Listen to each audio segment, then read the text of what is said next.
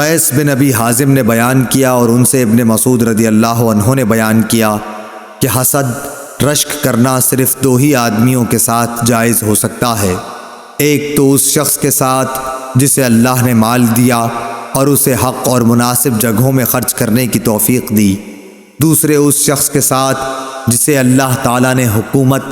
عقل، علم قرآن و حدیث اور معاملہ فہمی دی اور وہ اپنی حکمت کے مطابق حق فیصلے کرتا ہے اور لوگوں کو اس کی تعلیم دیتا ہے۔ صحیح بخاری حدیث نمبر 1409۔ لیث نے بیان کیا ان سے یزید بن حبیب نے، ان سے ابو الخیر نے، ان سے عقبہ بن عامر رضی اللہ عنہ نے کہ نبی کریم صلی اللہ علیہ وسلم ایک دن مدینے سے باہر نکلے اور شہدائے احد پر نماز پڑھی جیسے میت پر پڑھتے ہیں۔ اس کے بعد آپ ممبر پر تشریف لائے اور فرمایا، میں حوض کوثر پر تم سے پہلے پہنچوں گا اور قیامت کے دن تمہارے لیے میر سامان بنوں گا، میں تم پر گواہی دوں گا اور اللہ کی قسم میں اپنے حوض کوثر کو اس وقت بھی دیکھ رہا ہوں، مجھے روئے زمین کے خزانوں کی کنجیاں دی گئی ہیں اور قسم اللہ کی مجھے تمہارے بارے میں یہ خوف نہیں کہ تم شرک کرنے لگو گے، میں تو اس سے ڈرتا ہوں کہ کہیں دنیا داری میں پڑھ کر ایک دوسرے سے رشک و حسد نہ کرنے لگو۔ صحیح بخاری حدیث نمبر 3596۔ حمام بن منبر نے خبر دی اور انہیں حضرت ابو ہریرہ رضی اللہ عنہ نے کہ نبی کریم صلی اللہ علیہ وسلم نے فرمایا، بدگمانی سے بچتے رہو کیونکہ بدگمانی کی باتیں اکثر جھوٹی ہوتی ہیں، لوگوں کے عیوب تلاش کرنے کے پیچھے نہ پڑو، آپس میں حسد نہ کرو، کسی کی پیٹھ پیچھے برائی نہ کرو، بغض نہ رکھو بلکہ سب اللہ کے بندے آپس میں بھائی بھائی بن کر رہو۔ صحیح بخاری حدیث نمبر 6064۔ حضرت انس بن مالک رضی اللہ عنہ نے بیان کیا کہ رسول اللہ صلی اللہ علیہ وسلم نے فرمایا، آپس میں بغض نہ رکھو، حسد نہ کرو، پیٹھ پیچھے کسی کی برائی نہ کرو بلکہ اللہ کے بندے آپس میں بھائی بھائی بن کر رہو،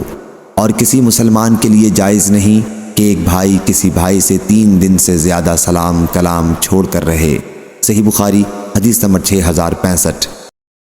حضرت اسامہ بن زید رضی اللہ عنہ نے خبر دی کہ رسول اللہ صلی اللہ علیہ وسلم ایک گدھے کی پشت پر فدق کی بنی ہوئی ایک موٹی چادر رکھنے کے بعد سوار ہوئے اور اسامہ بن زید رضی اللہ عنہ کو اپنے پیچھے بٹھایا۔ آپ صلی اللہ علیہ وسلم بنو حارث بنی خزرج میں سعد بن عبادہ رضی اللہ عنہ کی مزاج پرسی کے لیے تشریف لے جا رہے تھے۔ یہ جنگ بدر سے پہلے کا واقعہ ہے۔ راستے میں ایک مجلس سے آپ گزرے جس میں عبداللہ بن ابی بن سلول منافق بھی موجود تھا۔ یہ عبداللہ بن ابی کے ظاہری اسلام لانے سے بھی پہلے کا قصہ ہے۔ مجلس میں مسلمان اور مشرکین یعنی بت پرست اور یہودی سبھی طرح کے لوگ تھے، انہی میں عبداللہ بن رواحہ رضی اللہ عنہ بھی تھے۔ سواری کی ٹاپوں سے گرد اڑی اور مجلس والوں پر پڑی تو عبداللہ بن ابی نے چادر سے اپنی ناک بند کر لی اور بطور تحقیر کہنے لگا کہ ہم پر گرد نہ اڑاؤ۔ اتنے میں رسول اللہ صلی اللہ علیہ وسلم بھی قریب پہنچ گئے اور انہیں سلام کیا،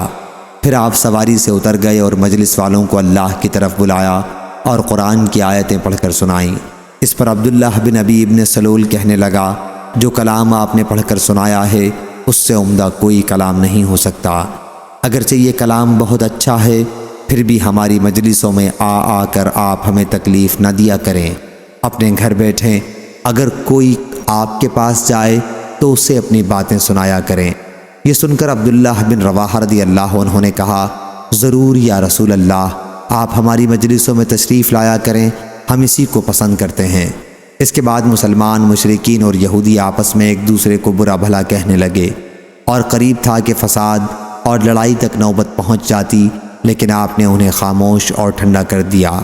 اور آخر سب لوگ خاموش ہو گئے۔ پھر آپ صلی اللہ علیہ وسلم اپنی سواری پر سوار ہو کر وہاں سے چلے آئے اور سعد بن عبادہ رضی اللہ عنہ کے یہاں تشریف لے گئے۔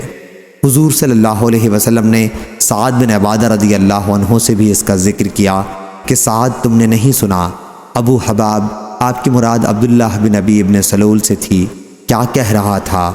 اس نے اس طرح کی باتیں کی ہیں۔ سعد بن عبادہ رضی اللہ عنہ نے عرض کیا، یا رسول اللہ، آپ اسے معاف فرما دیں اور اس سے درگزر کر دیں۔ اس ذات کی قسم جس نے آپ پر کتاب نازل کی ہے، اللہ نے آپ صلی اللہ علیہ وسلم کے ذریعے وہ حق بھیجا ہے جو اس نے آپ پر نازل کیا ہے۔ اس شہر مدینہ کے لوگ پہلے اس پر متفق ہو چکے تھے کہ اس عبداللہ بن ابی کو تاج پہنا دیں اور شاہی امامہ اس کے سر پر باندھ دیں، لیکن جب اللہ تعالیٰ نے اس حق کے ذریعے جو آپ کو اس نے عطا کیا ہے اس باطل کو روک دیا تو اب وہ چڑھ گیا ہے، اور اس وجہ سے وہ معاملہ اس نے آپ کے ساتھ کیا جو آپ نے ملاحظہ فرمایا ہے، آپ نے اسے معاف کر دیا۔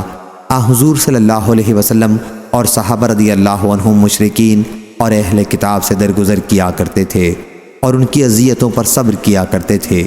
اسی کے بارے میں یہ آیت نازل ہوئی۔ اور یقیناً تم بہت سی دل آزاری کی باتیں ان سے بھی سنو گے جنہیں تم سے پہلے کتاب مل چکی ہے، اور ان سے بھی جو مشرک ہیں،